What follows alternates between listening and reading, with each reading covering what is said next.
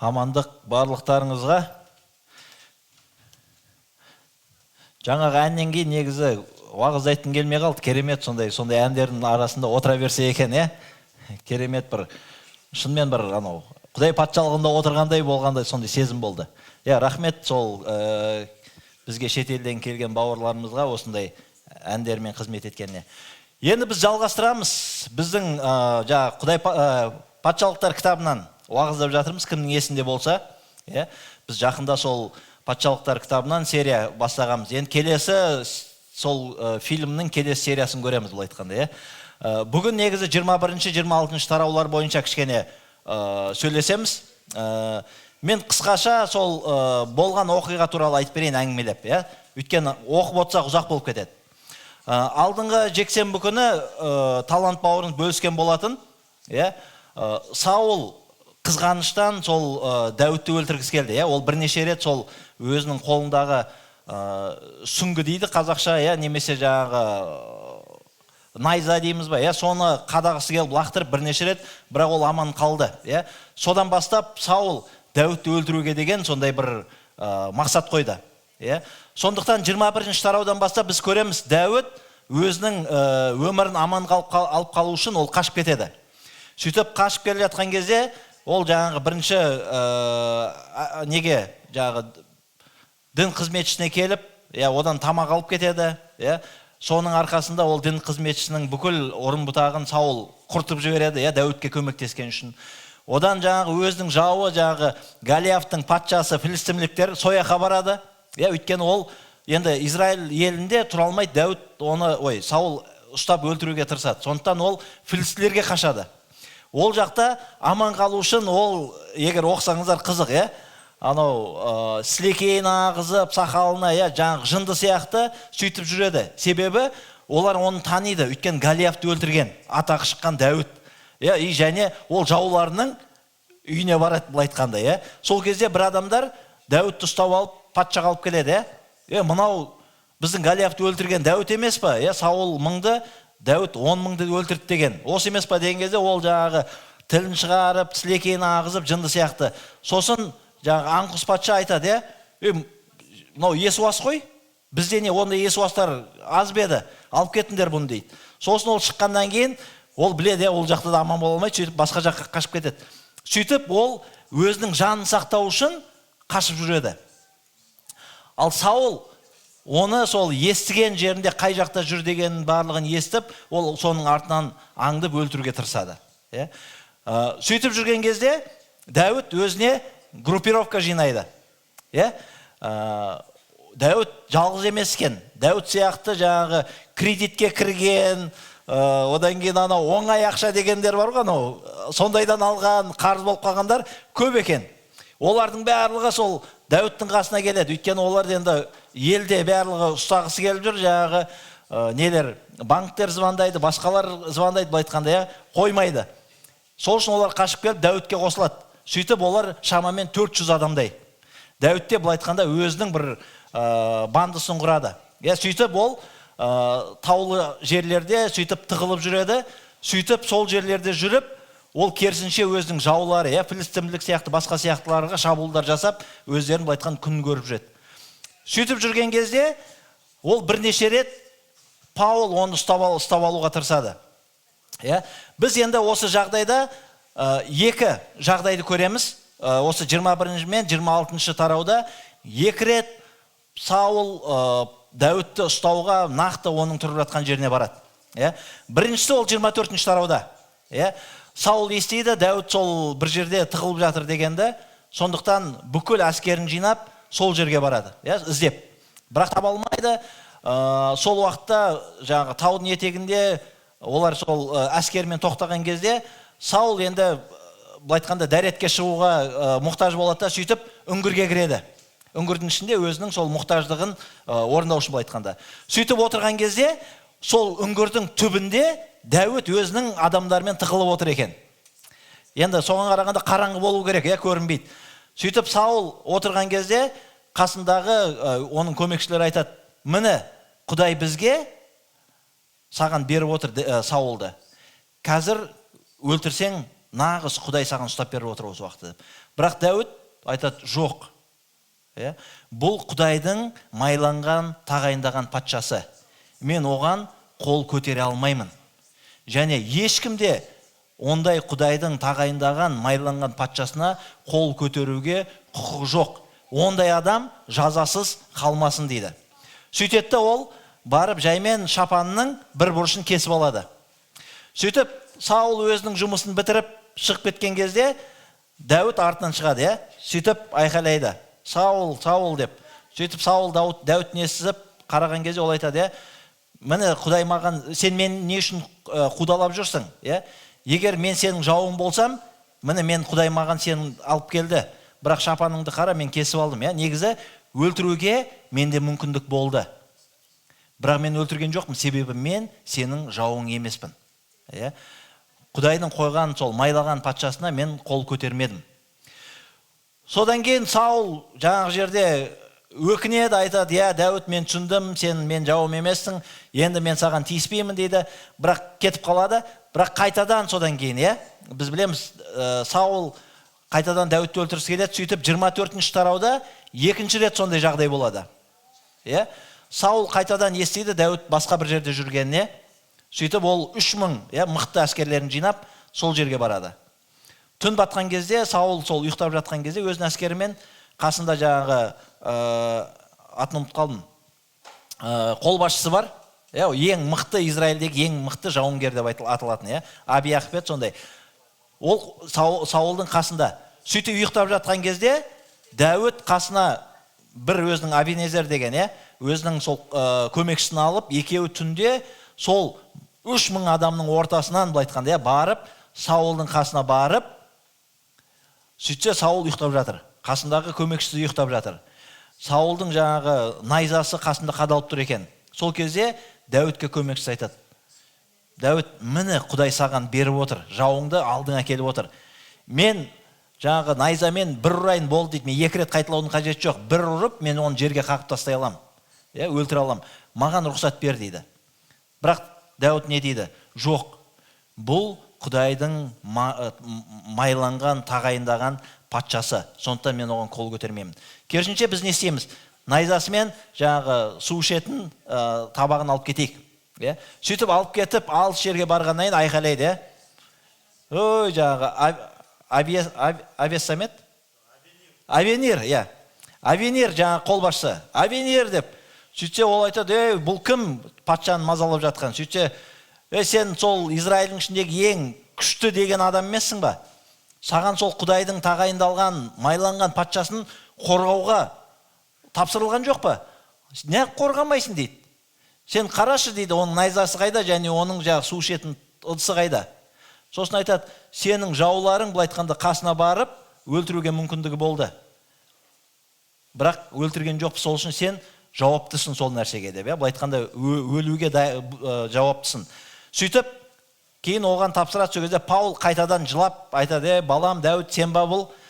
Мен тағы да түсіндім, менің қателік екенімді, енді саған жоламаймын деген сияқты. Осы жерде біз көреміз, екі сондай жағдай туылады. Дәуітке Саулды өлтіруге.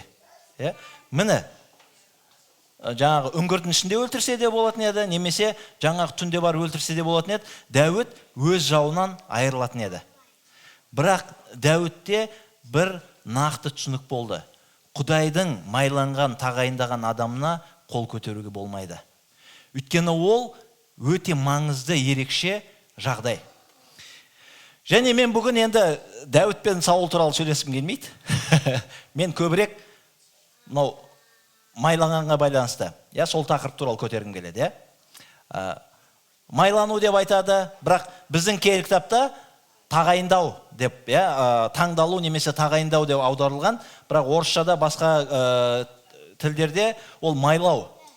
Майлау деген не? Ол адамды ерекше бір қызметке қойған кезде, сол Израиль халқында оны зәйтүн майымен майлайтын болған. Көбіне ол көне өсиетті қарайтын болсақ, 3 жағдайда, сол патшаны тағайындаған кезде, діни қызметкер тағайындаған кезде, немесе пайғамбарларды сол қызметке тағайындағанда олардың бастарына май жағып, сол қызметке бағыштайтын болған. Және сол май, бұл айтқанда, ол Құдайдың бір киелі рухтың бейнесі ретінде. Себебі сол майланғаннан кейін, оны тағайындағаннан кейін, оларға Құдайдың рухы қонып, олар содан ерекше күш алатын болған. Соған байланысты киелі кітапты қарайтын болсақ, Саулдың өзі. Самуил пайғамбар оны майлап, тағайындаған кезде, ол не істеді? Киелі рух қонған кезде пайғамбарлық сөздер айта бастады. Сол кезде барлығы таңғалады. Себебі шынымен Құдайдың сол тағайындаған, майлаған кезде ол адамдарға ерекше Құдайдың рухы қонатын болған. Себебі олар ерекше бір қызметке бөлінетін, бұл айтқан тағайындалатын. Сондықтан мен бүгін сол туралы сөйлескім келеді. Дәуіт себебі сол маңызды рәсімді ол түсінді. Майлау немесе Құдайды тағайындау ол маңызды. Ол адамдар ерекше бір Құдайға бөлінген адамдар. Енді Google-ға қарасаңыздар, вообще мынау сол майлауға байланысты, Google өзінше бір не береді. Мен сол жерден оқыдым. Былай дейді, майланған немесе тағайындалған деген нені білдіреді. Майланған адам діни наным сенім бойынша таңдалған ерекше күш немесе рухани миссия берілген адам. Бұл айтқанда ода майланғандықтан ода бір нақты ол орындайтын мақсаты бар. Саул тағайындалған кезде оның миссиясы қандай еді? Оған не үшін күш берілді? Сол халықтың алдында жүріп, халықты қорғау және басқару еді.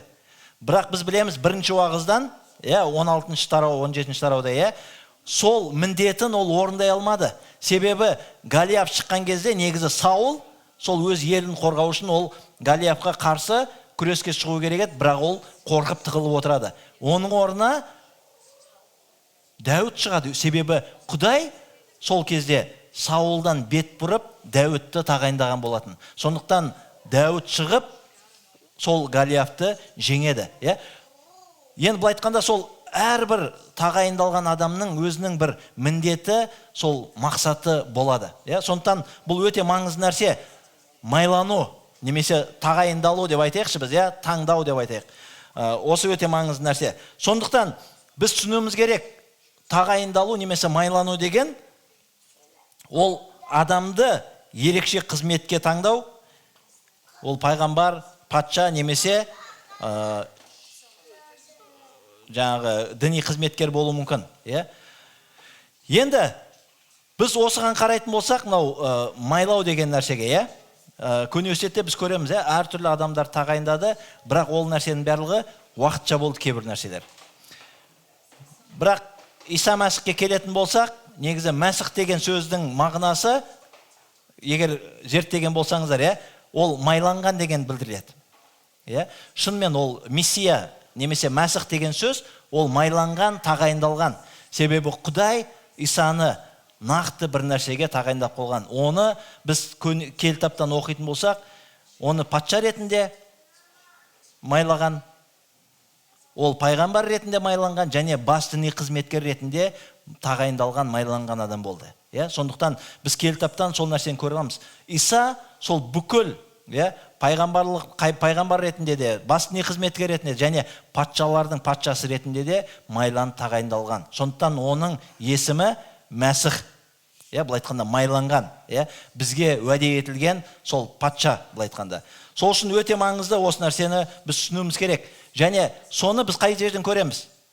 Луқа жазған хабарды қарайтын болсақ, 3-ші тарауда ол шомылу рәсімі өткен кезде, аспаннан көгершін бейнесінде киелі рух оған қонған кезде, аспаннан дауыс шығады, әкесі айтады: сен менің ұлымсың, мен саған толықтай ризамын. Сол уақыттан бастап, ол майланғаннан кейін, ол өз қызметін бастады. Ең бірінші қызметі не туралы болды, білесіздер ма? Сол Исаның майланғаннан кейін кімнің есінде бар? Неден бастайды қызметін? Уағыздаудан. Қандай уағыз болады?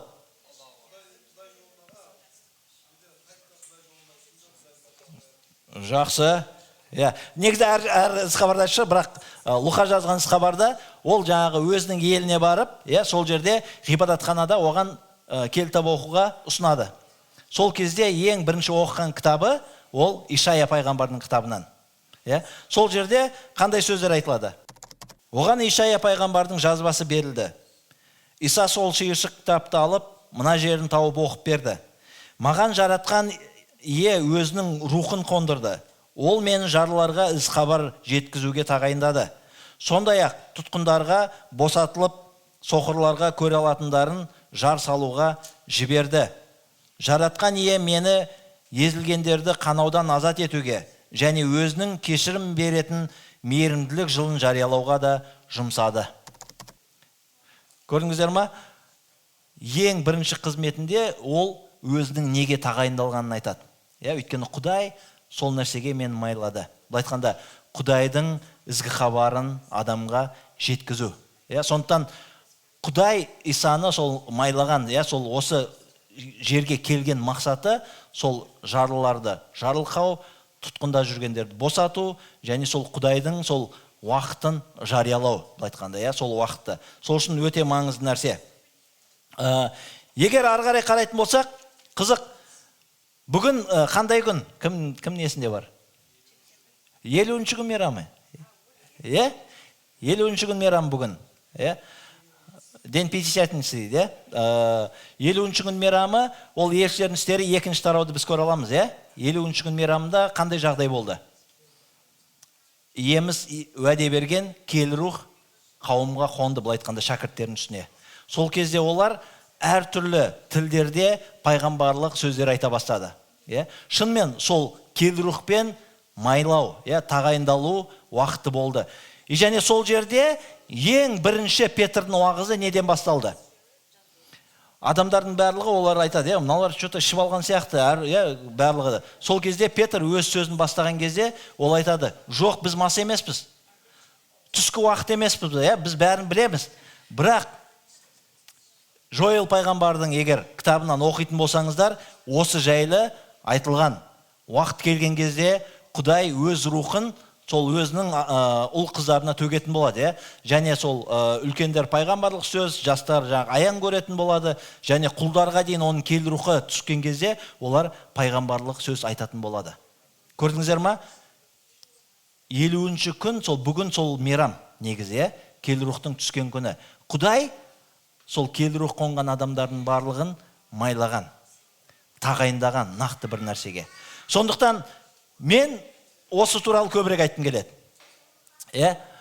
Көп кезде біз ойлаймыз, анау майланған адам деп біреулер айтып отыр. Ой, мынау майланған бағушы екен, мынау майланған уағыздаушы екен, мынау майланған елші екен деп жатады. Бірақ егер біз киелі кітапты дұрыстап қарайтын болсақ, кез келген Исаға сенуші адам ол майланған. Себебі сол адамға киелі рух қонған кезде оны майлады. Және ол адамды сол мына жерде Жойыл пайғамбар арқылы айтады. Ол адам пайғамбарлық сөз айта алады, аяндар көре алады. Бұл айтқанда Құдай сол адамды қолдана алады, өйткені оны нақты бір нәрсеге тағайындады. Және осы жерде мен үш нәрсе туралы айтқым келеді. Біз сенушілер ретінде, біз сол майланған кезде, біз тағайындалған кезде, біз не нәрсеге тағайындалдық? Ең бірінші нәрсе, елшілер істерін қарайтын болсақ, киелі рух қонған кезде олардың міндеті не еді ең бірінші жасайтын? Киелі рухты уәде етті ғой. Сол кезде шәкірттеріне киелі рух қонған кезде ең бірінші олардың істеу керек не нәрсе еді? Кім айта алады? Өте жақсы. Бұл айтқанда бірінші тарау 8-ші аятта елшілер істерінде айтады, куәгер болу. Иса айтты, киелі рух сендерге қонған кезде, ол сендерге ерекше күш береді, және сендер маған куәгер боласыңдар. Иерусалим, Иудея, Самария және жердің шетіне дейін. Сондықтан ең бірінші әрбір сенуші майланған кезде, немесе тағайындалған кезде, әрбір Исаның шәкірті не нәрсеге тағайындалды? Оған куәгер болуға. Бұл айтқанда ұлы аманатты орындау, ол біздің ең бірінші тағайындалуымыз. Біздің Исаның шәкірттер ретінде, сенушілер ретінде біз киелі рухты қабылдаған кезде, біз сол нәрсеге майландық. Бұл айтқанда ерекше сол мақсатқа таңдалдық. Оның ізгі хабарын барлық ұлттарға жеткізу, оған куәгер болу. Сондықтан елшілердің істерін басынан аяғына дейін біз соны көреміз. Оның шәкірттерінің істегендерін. Осы екінші тарау жаңағы оқыған, ол ең бірінші келі қонғаннан бірден шәкірттері шығып, сол Иерусалимге мейрамға келген адамдардың барлығына сол іс хабарды жариялады. Олар Исаға куәгер болды. Одан кейін ары қарай көреміз, жаңағы 7 қызметші тағайындады. Оның ішінде оның біреуі кім? Стефан, таспен ұрылып өлтірген. Ол бүкіл діни қызметкерлердің алдында сол куәлік келтірді. Одан кейін барып Саул оны өлтірген, ол Римге дейін, былай айтқанда жердің шетіне дейін сол куәгер болды. Себебі біздің майлануымыздың ең бірінші себебі ол Исаға куәгер болу. Сондықтан әрқайсымыз сенуші ретінде ең бірінші майлану бізді алған. Келі рух бізге қонған кезде ол оған куәгер болу. Ол Құдайдың ізгі хабарын жариялау. Және Исаның айтқандары бағана 4-ші тарауда оқыдық қой, Луқа жазған хабар. Ол қазіргі сол ыңғайлы уақыт Құдайдың берген, сол із хабарды жеткізуге. Неге? Себебі Иса сол Ишая пайғамбар кітабының оқыған кезде аяқ жағын оқыған жоқ. Аяқ жағында не туралы айтады? Ол соңында келетін сот туралы айтылады. Сондықтан Иса айтады, қазіргі уақыт нағыз ыңғайлы уақыт Құдайдың іс хабарын жариялауға. Себебі әлі уақыт бар сотқа дейін. Ал бірақ одан кейін сот келеді. Ол кезде адамдарда мүмкіндік болмайды. Сондықтан қазір біздің ең бірінші майлануымыз сол хабарды адамдарға жеткізу. Екінші, қандай бізде тағы да бар? Майлану. Келі рух қонған кезде әрбір адамға, егер 1-ші Коринттар 12-ші тарауда оқитын болсаңыздар, әрбір адамға келі рух өзі қалағандай дарындар берді дейді. Дарындарға байланысты әрине әртүрлі түсініктер бар. Біреулер айтады, ол ерекше дарын, менде ешқашан болмаған нәрсе болуы мүмкін дейді. Бірақ біреулер айтады, ол біздің табиғатымызда бар нәрсе, бірақ Құдай соны өзінің қызметі үшін қолдануға одан да күшейтеді. Мен алған дарын ол ерекше дарын болды. Себебі мен Исаға келгенше, тәубе еткенше мен уағыз айтпаш бұрын адамдардың алдында сөйлей алмайтынмын. Мектепте жүрген кезде біз вечеринка деген болады ғой, білесіздер ғой, сол жерде отырған кезде мен тост айта алмайтынмын. Сондай болған. Бірақ Исаға келген кезде ерекше менде сол нәрсе пайда болды. Мен уағыз айтуға, сөйлеуге деген Құдай дарын берді. Ол менде ерекше. Бірақ басқа адамдарда ол өзіндегі бар қабілетті Құдай ерекше қылып қолдануға сол келі рух дарын береді. Сондықтан екінші майлану ол бізге ерекше берілетін дарын арқылы. Және келтапта айтады, ол дарын иеміздің сол денесін, қауымды нығайту үшін берілген. Сондықтан бағана айттық қой, майлану, тағайындалу деген ол нақты бір мақсатпен болады. Сондықтан екінші тағайындалу немесе майлану, ол келі рух бізге дарын берген кезде осы қауымды көтеру үшін. Сондықтан әрқайсымызда осы жерде отырған, бәріңіз Исаны қабылдаған шығарсыздар деп ойлаймын, Егер бәріңізде сол келі рух болса, әрқайсыңызде кем дегенде бір дарын бар. Және ол дарын осы қауымды көркейтуге, қауымды өсіруге берілген. Сондықтан, егер сіз әлі күнге дейін өз дарыныңызды білмейтін болсаңыз, егер әлі күнге дейін сол дарынмен қызмет етпейтін болсаңыз, онда ойланыңыз. Сіз тағайындалған нәрсеңізді істемей жатырсыз. Өйткені Құдай сізге сол нәрсені берді. Мен өмірімде болған бір жағдайды айтып берейін. Мен негізі 97 жылы Исаны қабылдағанмын. 98-ден бері мен қызметтемін. Бірақ бір уақыт болды, 2011 жылы мен 2 жылдай сол Павлодарда бағушы болып қызмет еттім. Содан біз қайтып келген кезде мен былай айтқанда жұмыссыз қалдым. Ешбір сол 2 жыл шамасында мен жаңағы былай айтқанда жаңадан бәрін үйрену керек болды. Менің 4 кішкентай балам бар. Үйім жоқ, оларды асырау керек. Солмен мен 3 жұмыс жасадым. Азанда сағат таңғы 6-да шығатынмын, түнгі 12-1-де үйге келетінмін. Өйткені азанда шығамын, жаңағы таксовать етемін, сосын 8-ден 6-ға дейін мен жұмысым бар, 6-тан кейін мен стройкаға барып жұмыс істейтінмін. Сөйтіп енді бала шағаны асырау үшін. Сөйтіп жүрген кезде 2 жылдың ішінде мен депрессияға түстім. Депрессия деген түсінесіздер ма? Депрессияға түстім. Мен ойлана бастадым. Егер менің өмірім осы болса, азанда кетіп түнде келу болса, және мен әкелген нәрсем бәрін бала шағам ішіп жеп қоятын болса, онда не үшін өмір сүріп жатырмын мен? Бұл айтқанда, орыстар айтады ғой, как белка в колесе дейді ғой, Бұл айтқанда өмір сүру бір мәні жоқ болып кетті, күнде бұлай. И сол кезде мен қатты депрессияға түсіп, мен қинала бастадым, Уже мен сұрақтар қоя бастадым, не үшін мен өмір сүріп жатырмын бұл өмірде? Менің басқа адамдардан айырмашылығым не? Егер осы ма өмірім маған Құдай берген, И сол кезде мен дұға ете бастадым, оқи бастадым, зерттей бастадым. И сол кезде Құдай маған бір қызық нәрсе ашты. Ол Коринтияға 12-14 аят тараулар бойынша. Мен оқығанда бір нәрсе түсіндім. Құдайдың әрбір адамға берген дарыны бар. Және ол дарын сенің шақырылуыңмен байланысты. Құдай сенің өміріне қойған мақсатың бар. Ол мақсатқа, сол мақсатты орындау үшін ол саған сол дарын берді. Егер сен сол дарынмен қызмет етпесең, сол мақсатқа жетпесең, сенің өміріңде я қуаныш болмайды, я қанағат болмайды.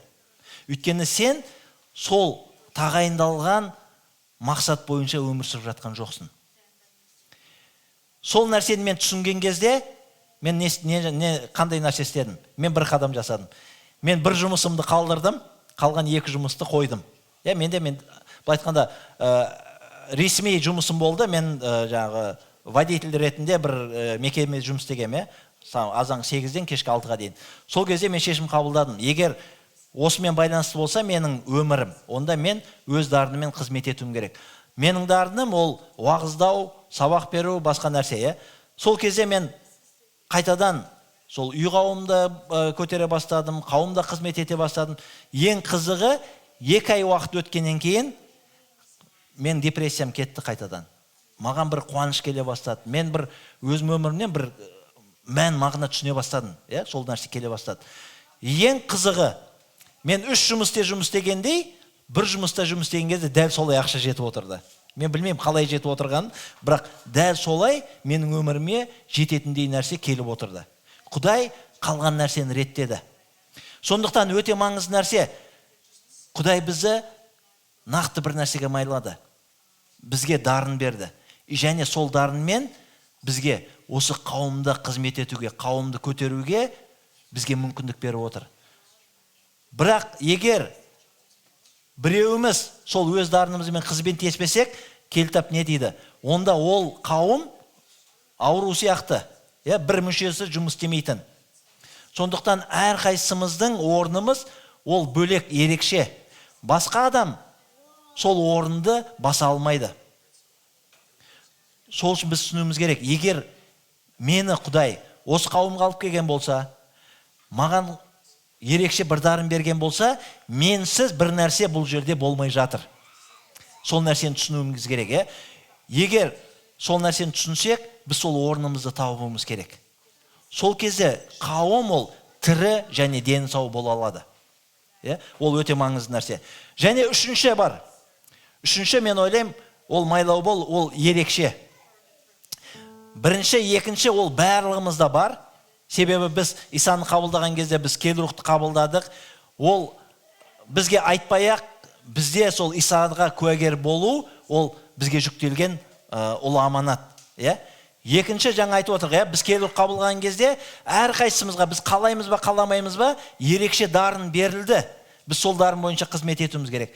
Бірақ үшінші, ол кейбір адамдарды Құдай ерекше біз қызметке шақыру мүмкін. Ол, білмеймін, басқа елге барып миссионер болу, немесе бір қауымда бағушы болу, немесе жаңа қауым бастау, бір жаққа көшу, білмеймін мен, әртүрлі болу мүмкін. Ол бір ерекше майлану. Ол әр адам сол үшінші майлануды немесе тағайындауды түсіну үшін ол келі рухтың дауысына өте мұқият болу керек. Менің өмірімде бірнеше рет ондай нәрсе болды. Соның біреуі, ол мен Павлодарда 2 жылдан астам бағушы болып қызмет еттім. Сол кезде Құдай ерекше маған жүрегіме сол шақыруды берді. Мен көп дұға еттім, ойландым, көп Құдайдан сұрадым, 5-6 мынау орысша подтверждение дейді ғой. Қазақша талант айтып жібереді қазір, қандай сөз екен? Растау. Мен Құдайдан іздедім, шынымен Құдай мені сол жаққа шақырып жатыр ма, жоқ па? Сол 4-5 жерден ол расталу келді. Менің қауымнан бағушыдан, менің өзім бағушы болды, мені орныма келетін адам дайын болды. Одан мен жұмысым, мен Алматыда жұмыс істеп жаттым, ол жұмыстағы маған рұқсат берді Павлодарда тұрып онлайн жұмыс істеуге. Ең соңғы ол менің әйелім. Өйткені енді біз 3 баламыз бар. Сол әйелім айтқан кезде, әйелім де айтты, егер Құдай шақырса, мен дайынмын. Сөйтіп біз 2008 жылы 3 кішкентай баламызбен біз Павлодарға көштік. Бірақ сол шешім қабылдаған кезде біз 4-ші баламызға 2 қабат екенін түсіндік. Сөйтіп 4-ші қызымыз Павлодарда туылған. Ол шынымен, өйткені мен сол ерекше Құдайдың майлауын, тағайындауын мен түсіндім, Құдай маған соны көрсетті. Сол арқылы біз Павлодарда 2 жылдан астам бағушы болып қызмет етіп келдік. Сондықтан бізде майлану ол өте маңызды нәрсе. Ол айтқанда ерекше адамдарды ерекше бір қызметке, ерекше бір тағайындау Құдайдан келетін. Сондықтан мен не айтқым келеді? Біздің әрқайсымызда екеуі бар. Біріншісі, сіздер Исаны қабылдаған кезде сіз келі рухты қабылдадыңыз және Исаға куәгер болуға майландыңыз. Екінші нәрсе, сіз сол келі рухты қабылдаған кезде ол сізге ерекше дарын беру арқылы осы қауымды қызмет етуге сізді майлады. Және үшінші нәрсе, егер Құдай сіздің өміріңізде ерекше бір тағда қолданғысы келсе, ол сізге басқа да бір майлау немесе таңдау көрсетеді. Ол үшін біз келі рухтың айтуына өте мұқият болуымыз керек. Сол нәрсені тыңдап, соған жауап беріп, сол шақырылуға бару. Ол өте маңызды нәрсе. Сондықтан енді біз сол қорытындылай керек. Біз айттық, майлану ол өте маңызды нәрсе, бірақ ол бізге бейтаныс бір шеттегі нәрсе емес. Андай бір жоғарда тұратын бағушы, миссионер, немесе апостол, ондай емес. Ол біз. Біздің әрқайсымыз майланған адамдарымыз. Егер біз соны түсінсек, майлану деген не екен? Ол ерекше кезінде көне өсиетте оқитын болсақ, ол тек қана ерекше таңдаулы адамдарға берілген. Патшаларға, пайғамбарларға, діни қызметкерлерге. Бірақ қазіргі кезде иеміз Исаның өліп қайта тірілу арқылы, және оның сол бізге келі рухын беру арқылы әрбір Исаға сенуші адам сол нәрсеге майланды. Сондықтан сіздердің әрқайсыңызда сол майлану бар. Сондықтан сіздерді егер Құдай майлаған болса, сіздерді сол нәрсеге тағайындады, таңдап алды. Куәгер болуға және қауымда өз үлесіңізді қосып, осы қауымды көтеруге. Сондықтан сол Құдай, айтқанда сіздерге тапсырған ерекше бір қызметін, қазақша сөзді ұмытып қалдым, менсінбей жүрмеңіздер. Керісінше Құдайға шынымен сол жауап беріп, сол тағайындалған орныңызда қызмет етсеңіздер, ол сіздерге үлкен бата және жарылқау болады. Сондықтан ол өте маңызды нәрсе. Ең соңында бір нәрсе айтқым келеді. Мен бүгін таңертең сол осы уағызға дайындалып отқан кезде мадақтау өлеңдер тыңдадым. Бір мадақтау тыңдадым, соның сөздері қатты ұнады маған. Ол жерде мынандай сөздер бар. Егер білетін болсаңыз, ол орысша өлең. Используй меня Бог деген, қазір жаңадан шыққан өлең бар, білесін болсаңыздар. Сол жерде мынандай сөздер айтады. Орысша айтайын, сосын қазақшаға аударамын. Используй меня Бог, я весь твой, я доверяю жизнь свою дейді. Құдай, мені қолдана көр, мен толықтай сенікімін. Мен саған өз өмірімді сенім артып тапсырамын. Шынымен, егер біз өмірімізді Құдайға сенім артып тапсыратын болсақ, ол бізді қолдана алады. Себебі бізге ол өзінің келі рухын берген. Және ол келі рух біз қолымыздан келмейтін нәрсені бізге істеуге күш қуат бере алады. Бізді қолдана алады. Сондықтан бүгінгі мен шақырғым келетін нәрсе, ол тек қана сол майланған адамға қарсы еш нәрсе жасау емес, Дәуіт сияқты. Ал майланған адам ретінде өзіміздің жауапкершілігімізді түсіну. Себебі біздің әрқайсымыз осы жерде отырған, Құдай бізге кел рухын беру арқылы бізді майлады. Куәгер болуға, қауымда қызмет етуге, және де егер Құдай шақырса, ерекше бір қызметтерге баруға. Сондықтан Құдай барлықтарыңыз жарылқасын, осы нәрсестерге жігер, күш қуат беріп, ары қарай одан да өсуге, емізге көптеген жемістер әкеле берейік.